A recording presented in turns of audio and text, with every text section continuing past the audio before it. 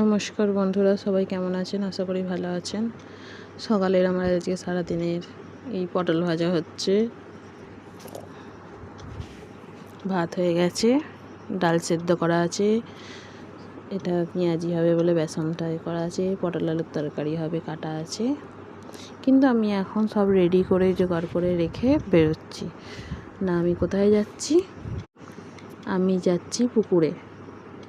ছেলেটা স্কুল থেকে এসে সাঁতার কাটতে গেছে। এখন তো জানেন গরমের জন্য সকালে স্কুল হচ্ছে, তো গেছে, তো ওখানে যাচ্ছি।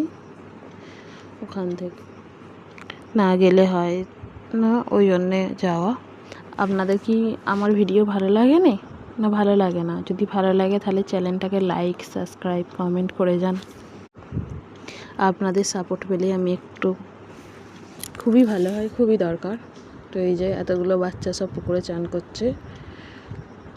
আজকে একটা মজার জিনিস হয়েছে, আজকে ওদের দেখে দেখে ওদের ঠাকুমাও থাকতে পারেনি, নেমে পড়েছে। ওই যে ওই ঠাকুমা সাঁতার কাটছে, আপনারা দেখতেই পাচ্ছেন মনে হয় ওইদিকে কোনো ঠাকুমাকে। ওটা আমাদের একটা বড় মা হয়। এই যে সেই পুকুর, হাফ রান্না বান্না করে চলে এসেছি। এখন বেলা 11:30 12টা বেজে গেছে।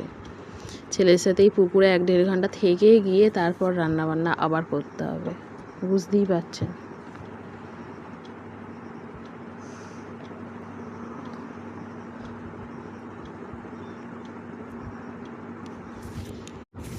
আপনাদের কি প্রাকৃতিক দৃশ্য ভালো লাগে না?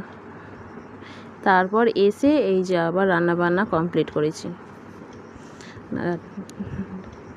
ডাল হয়ে গেছে,